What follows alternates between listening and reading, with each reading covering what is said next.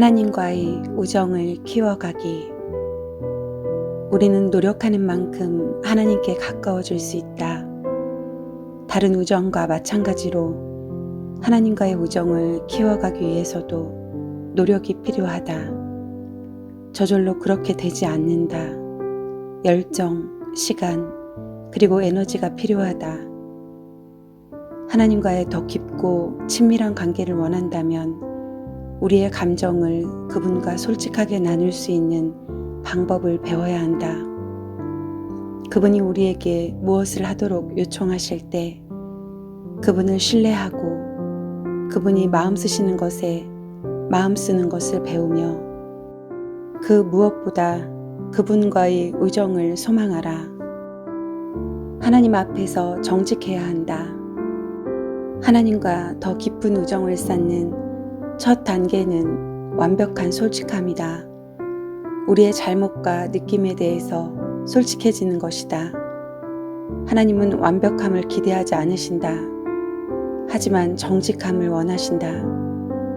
성경 속의 하나님 친구들, 그 누구도 완벽하지 않았다. 만일 하나님과의 우정에 필요한 것이 완벽함이었다면 우리는 그분의 친구가 될 수 없었다. 다행히 하나님의 은혜로 예수님은 여전히 죄인들의 친구이시다. 성경에서 하나님의 친구들은 그들의 감정에 솔직했고 자주 불평했으며 잘못 추측하기도 했고 비난했으며 창조주와 논쟁을 벌이기도 했다. 그러나 하나님은 이러한 솔직함을 문제 삼지 않으셨다. 오히려 격려하셨다. 하나님은 아브라함이 소돔이 멸망당할 것에 대해 질문하고 하나님께 도전하는 것을 허락하셨다. 아브라함은 그 도시를 구하기 위해 무엇이 필요한지에 대해 하나님을 계속 귀찮게 했고 결국 의인의 수를 50명에서 10명으로 낮추는 협상을 했다. 하나님은 또한 다윗이 불공평, 배신, 그리고 버림받음에 대해 비난하는 것을 참고 들으셨다. 그리고 하나님이 자신을 속였다고 주장하는 에레미야를 벌하지 않으셨다. 욥은 고난당할 동안 그의 괴로움을 표현할 수 있었고 결국 하나님은 욥의 정직함을 옹호하셨으며 욥의 친구가 정직하지 못한 것을 질색하셨다. 하나님은 그들에게 너희는 나에게 또한 나에 대해서 솔직하지 않았다. 나의 친구 욥은 그렇지 않았다. 나의 친구 욥은 이제 너희를 위해 기도할 것이고 나는 그의 기도를 들을 것이다. 라고 말씀하셨다. 솔직한 우정을 보여주는 옛 가운데 놀라운 하나는 하나님이 이스라엘의 불순종에 대한 실망을 솔직하게 모두 표현하신 사실이다. 하나님은 모세에게 약속의 땅을 주기로 한 약속은 지키겠지만 그들과는 광야에서 한 발짝도 더 나아가지 않겠다고 말씀하셨다. 하나님은 이스라엘의 민족의 태도에 질리셨고 당신이 어떤 감정을 갖고 계시는지 모세에게 정확히 알려주셨다. 모세는 하나님의 친구로서 또한 솔직하게 대답했다. 주님, 당신은 저에게 이 민족을 이끌고 가라고 말씀하셨지만 누구를 저와 함께 보내실 것인지에 대해서는 알려주지 않으셨습니다. 제가 당신에게 특별한 존재라면 당신의 계획을 제게 보여주십시오. 기억해 주십시오. 이들은 당신의 백성이고 당신의 책임 아래에 있는 사람들입니다. 당신이 이들을 이끌지 않으신다면 지금 당장 이 여정을 취소하십시오. 그렇지 않으면 당신이 이 일에 저와 함께 또 당신의 백성과 함께 하신다는 사실을 어떻게 알 수 있겠습니까? 우리와 함께 가실 겁니까? 아니면 가지 않으실 겁니까? 하나님은 모세에게 말씀하셨다. 알았다. 내가 말한 대로 나는 할 것이다. 내가 너를 잘 알고 너는 내게 특별하기 때문이다. 하나님이 이처럼 솔직하고 극도로 정직한 우리를 감당하실 수 있을까? 물론이다. 진정한 우정은 숨김없이 털어놓는 이야기들을 바탕으로 이루어진다. 뻔뻔스럽거나 모렴치한 것처럼 보이는 것도 하나님께는 솔직함으로 보여진다. 하나님은 친구들의 열정적인 말에 귀 기울이신다. 그분은 예측 가능하고 경건한 상투적인 표현에 질리셨다. 하나님의 친구가 되기 위해서 우리는 크리스천으로서 느끼고 말해야 한다고 생각하는 것들을 가지고 하나님과 이야기하는 것이 아니라 지금 정말로 느끼는 것들을 가지고 하나님과 이야기하고 공유해야 한다.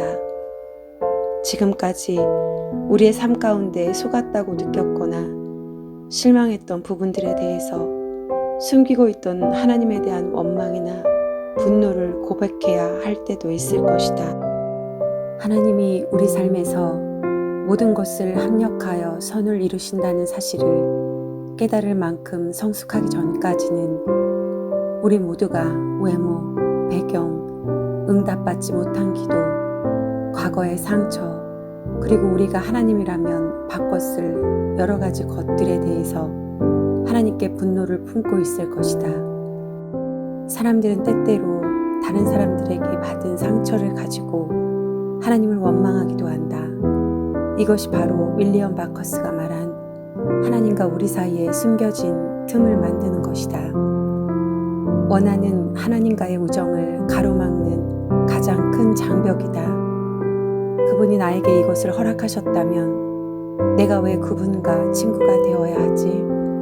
물론 이에 대한 해결책은 우리에게 고통스럽고 이해가 되지 않는 상황이라 하더라도 하나님은 항상 우리에게 가장 좋은 방향으로 일하신다는 것을 믿는 것이다. 하지만 분노를 표출하고 우리의 감정을 드러내는 것이 치유의 첫 단계이다. 하나님께 느끼는 것을 모두 표현하라. 우리가 온전히 솔직하게 하시려고 하나님은 우리에게 시편을 주셨다. 시편은 예배 매뉴얼이고 고함, 한탄, 의심, 두려움, 분노, 깊은 열정, 감사, 찬양, 그리고 믿음의 말들이 모두 들어있다. 시편에는 우리가 가질 수 있는 모든 감정이 표현되어 있다. 다윗과 다른 사람들의 감정적인 고백을 읽으면서 이것이 하나님이 원하시는 예배의 모습이라는 것을 알아야 한다. 우리의 감정을 하나도 숨기지 말아야 한다. 다윗과 같이 기도하면 된다. 내가 내 원통함을 그 앞에 토하며 내 우환을 그 앞에 진술하는도다. 내 심령이 속에서 상할 때에도 주께서 내 길을 아셨나이다. 하나님의 가장 가까운 친구들인 모세, 다윗, 아브라함, 욥, 그리고 그 외의 사람들이 밀려오는 의심과 싸운 적이 있다는 사실은 우리에게 희망을 준다. 하지만 그들은 그 의심을 상투적이고 종교적인 말들로 덮어버리기보다 공개적으로 모든 것을 솔직하게 이야기했다. 의심을 표현하는 것은 때때로 하나님과 한 단계 더 친밀해질 수 있는 첫걸음이 된다. 믿음으로 하나님께 순종하는 것을 선택해야만 한다. 우리가 하나님의 지혜를 신뢰하고 그분의 말에 순종할 때마다 심지어 그것을 이해하지 못한다 하더라도 하나님과의 우정은 깊어진다. 우리는 보통 순종이 우정의 요소라고 생각하지 않는다. 그것은 친구가 아닌 부모, 상사 혹은 상관과의 관계에 어울리는 것으로 생각할 수 있지만 예수님은 순종이 하나님과 친밀한 관계를 갖기 위해 필요한 요소임을 분명히 말씀하셨다. 너희가 나의 명하는 대로 행하면 곧 나의 친구라. 나는 이미 앞장에서 예수님이 우리를 친구라 부르신 것은 왕궁에서 왕의 친구들을 의미할 수 있다는 사실을 언급한 바 있다. 이렇게 친밀하고 가까운 사람들이 특권을 가지고 있는 것은 사실이지만 여전히 그들은 왕에게 속해 있고 그분의 명령에 순종해야 한다. 우리가 하나님의 친구이기는 하지만 그분과 동등한 관계는 아니다. 그분은 우리를 사랑하는 지도자이시고 우리는 그분을 따라야 하기 때문이다. 우리가 하나님께 순종하는 것은 의무나 두려움 또는 강요에 의한 것이 아니다. 대신 그분에 대한 사랑과 하나님은 우리에게 가장 좋은 것이 무엇인지 알고 계신다는 믿음에서 순종하는 것이다. 그분이 우리에게 해주신 모든 것에 감사하는 마음으로 그리스도를 따르기 원하는 것이고 우리가 더 가까이 따를수록 하나님과의 우정은 더 깊어지는 것이다. 믿지 않는 사람들은 크리스천들이 의무감이나 죄의식 또는 형벌에 대한 두려움 때문에 순종한다고 생각하지만 사실은 그 반대다. 우리는 용서받았고 형벌에서 자유로워졌기 때문에 사랑으로 순종한다. 그리고 우리의 순종은 큰 기쁨을 가져온다. 예수님은 말씀하셨다. 아버지께서 나를 사랑하신 것 같이 나도 너희를 사랑하였으니 나의 사랑 안에 거하라. 내가 아버지의 계명을 지켜 그의 사랑 안에 거하는 것 같이 너희도 내 계명을 지키면 내 사랑 안에 거하리라. 내가 이것을 너희에게 이름은 내 기쁨이 너희 안에 있어 너희 기쁨을 충만하게 하려 함이니라. 예수님은 당신이 하나님께 하셨던 것처럼 우리도 똑같이 행동하기를 바라신다. 예수님과 하나님 아버지와의 관계는 우리와 예수님과의 관계의 모델이다. 예수님은 사랑으로 아버지께서 요청하시는 일은 모두 하셨다. 진정한 우정은 수동적인 것이 아니고 행동하는 것이다. 그래서 예수님이 우리에게 다른 사람을 사랑하고 도움이 필요한 사람을 외면하지 않으며 소유를 나누고 우리의 삶을 깨끗이 하며 용서하고 다른 사람들을 당신에게 데려오라고 하실 때 우리는 사랑으로 즉시 순종해야 한다. 우리는 자주 하나님을 위해 위대한 일을 하라고 도전받지만 실은 하나님은 작은 일에 사랑하는 마음으로 순종하는 것을 더 기뻐하신다. 다른 사람들은 알아채지 못하겠지만 하나님은 아시고 그 행동들을 예배로 여기신다. 위대한 기회는 인생에 한 번밖에 오지 않을 수도 있지만 작은 기회들은 항상 우리 주위에서 찾아볼 수 있다. 진리를 이야기하는 것, 친절하게 행동하는 것, 그리고 다른 사람들을 격려하는 것과 같은 작은 일을 통해서 우리는 하나님께 기쁨을 드릴 수 있다. 하나님은 우리의 기도, 찬양, 혹은 헌금보다 작은 순종의 모습을 더 소중히 여기신다. 성경은 우리에게 말한다. 여호와께서 번제와 다른 제사를 그 목소리를 순종하는 것을 좋아하심같이 좋아하시겠나이까. 순종이 제사보다 낫고 듣는 것이 수양의 기름보다 나으니. 예수님은 30살에 요한에게 세례를 받으시고 공적인 사역을 시작하셨다. 그때 하나님은 하늘에서 이는 내 사랑하는 아들이요 내 기뻐하는 자라 말씀하셨다. 30년 동안 예수님은 무엇을 하셨길래 하나님을 그토록 기쁘게 하셨을까? 성경에서는 그 시간에 대해서 한 구절밖에는 이야기하지 않는다. 누가복음 2장 51절이다. 예수께서 한 가지로 내려가사 나사렛에 이르러 순종하여 받드시더라. 하나님께 기쁨을 드리며 산 30년의 세월이 순종하며 사셨다라는 두 단어로 요약된 것이다. 하나님이 소중히 여기시는 것을 소중히 여겨야만 한다. 이것이 친구의 모습이다. 상대방에게 중요한 것에 대해 함께 마음을 쓴다. 하나님의 진정한 친구가 될수록 하나님이 신경 쓰시는 부분들에 대해 더 신경 쓰고 하나님이 슬퍼하시는 문제들에 대해 함께 슬퍼하며 하나님을 기쁘시게 하는 것에 대해 함께 기뻐하게 될 것이다. 이것의 가장 좋은 예는 바울이다. 하나님의 간신거리는 그의 간신거리였고 하나님의 열정이 그의 열정이었다. 내가 하나님의 열심으로 너희를 위하여 열심내노니 내가 너희를 정결한 처녀로 한 남편인 그리스도께 드리려고 중매함이로라. 다윗도 마찬가지였다. 주의 집에 대한 열정이 제 안에서도 탔고 있습니다. 그러니 당신을 모욕하는 자는 저 또한 모욕하는 것입니다. 하나님이 가장 관심을 기울이시는 것은 무엇일까? 그분의 백성을 되찾는 것이다. 잃어버린 모든 자녀들을 찾는 것이다. 예수님이 이 땅에 오신 이유가 그 때문이다. 하나님의 마음에 가장 소중한 것이 당신의 아들의 죽음이다. 두 번째는 하나님의 자녀들이 예수님의 죽음에 관한 이야기를 다른 사람에게 전하는 것이다. 하나님의 친구가 되기 위해서 우리는 하나님이 걱정하시는 잃어버린 세계에 대해서 함께 걱정해야 한다. 하나님의 친구는 자기 친구들에게 하나님에 대해 이야기한다. 우리는 그 무엇보다 하나님과의 우정을 소망해야 한다. 시편은 소망의 예를 많이 제시하고 있다. 다윗은 무엇보다 하나님을 아는 것을 열망했다.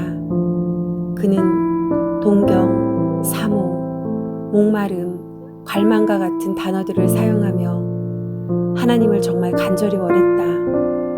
그는 내가 여호와께 청하였던 한 가지 일, 곧 그것을 구하리니 곧 나로 내 생전에 여호와의 집에 거하여 여호와의 아름다움을 앙망하며 그 전에서 사모하게 하실 것이라.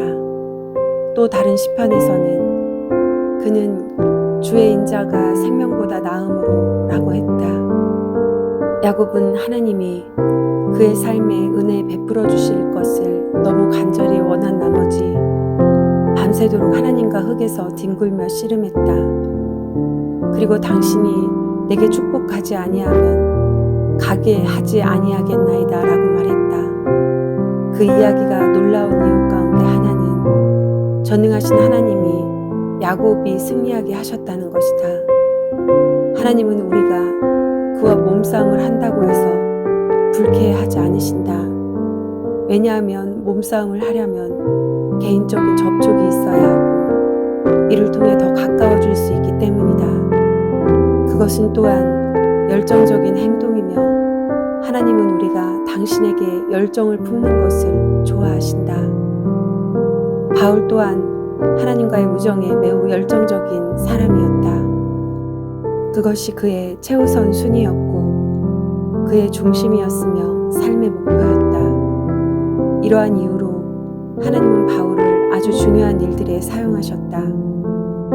영어 성경 AMP는 나는 확고한 목표는 그분을 알고 그분과 더 깊은 관계를 맺으며 그분과 더 친밀해지고 그분의 인격의 놀라운 부분을 더욱 많이 그리고 명확하게 이해하고 알고 인식하는 것이다 라고 말하며 바울의 뜨거운 열정을 잘 표현하고 있다. 우리가 원하는 만큼 하나님과 가까워질 수 있다는 것은 사실이 아니다. 즉 하나님과의 친밀한 관계는 우연이 아닌 우리의 선택이며 우리가 의도적으로 추구해야 하는 것이다. 당신은 그 어떤 것보다 하나님과의 관계를 원하는가? 당신이 가치를 두고 있는 것은 무엇인가?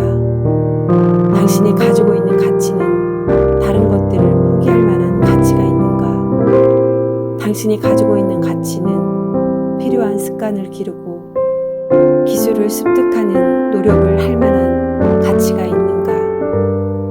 당신은 어쩌면 과거에 하나님에 대해 열정을 가지고 있다가 지금은 그 열정을 잃어버렸을 수도 있다. 이것이 에베소 크리스천들의 문제였다. 그들은 첫사랑을 잃어버렸고 해야 할 올바른 일들은 모두 했지만 그것은 사랑이 아닌 의무감에서 한 것이었다.